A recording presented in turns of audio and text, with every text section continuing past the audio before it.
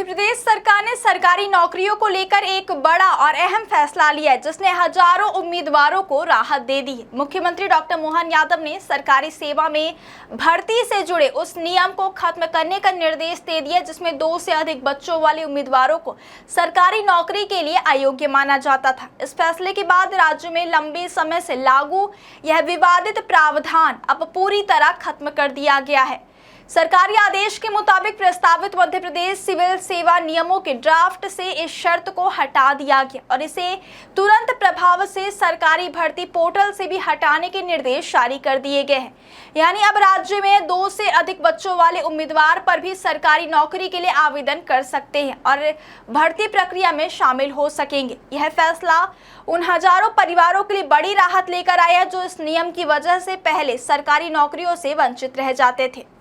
दरअसल मध्य प्रदेश में यह नियम साल 2001 में लागू किया गया था। उस समय मध्य प्रदेश सिविल सेवा नियम 1961 में संशोधन करते हुए यह प्रावधान जोड़ा गया था कि 26 जनवरी 2001 या उसके बाद जिन उम्मीदवारों के 2 से अधिक जीवित बच्चे हैं उन्हें सरकारी सेवा में सीधी भर्ती या विभागीय पदोन्नति के लिए अयोग्य माना जाएगा। इस नियम का उद्देश्य जनसंख्या नियंत्रण और परिवार नियोजन को बढ़ावा देना बताया गया था, लेकिन इस समय के साथ इस नियम को लेकर कई सवाल उठने लगे थे और इसे सामाजिक रूप से विवादित भी माना जा रहा था। अब मुख्यमंत्री डॉक्टर मोहन यादव के नए फैसले के बाद यह पुराना नियम पूरी तरह समाप्त कर दिया गया है। सामान्य प्रशासन विभाग ने स्पष्ट कर दिया है कि अब इस तरह की कोई भी शर्त राज्य की भर्ती प्रक्रियाओं में लागू नहीं होगी। सरकार के इस फैसले के बाद अब भर्ती प्रणाली और अधिक समावेशी और लचीली हो गई है।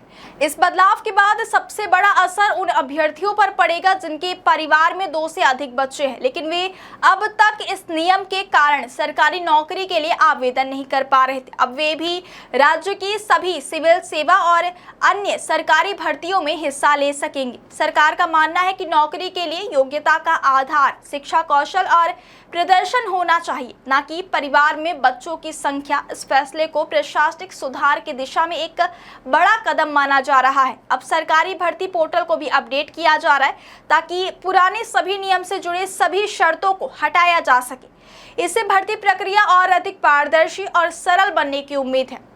राज्य सरकार का कहना है कि इस निर्णय से किसी भी योग्य उम्मीदवार के साथ अन्याय नहीं होगा और सभी को समान अवसर मिलेंगे।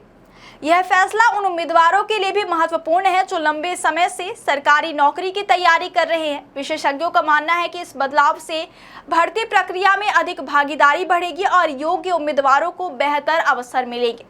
हालांकि कुछ लोग अभी भी मानते हैं कि जनसंख्या नियंत्रण से जुड़े नियमों पर पुनर्विचार की जरूरत है, लेकिन सरकार ने स्पष्ट कर दिया कि अब यह शर्त सरकारी नौकरियों में बाधा नहीं बनेगी।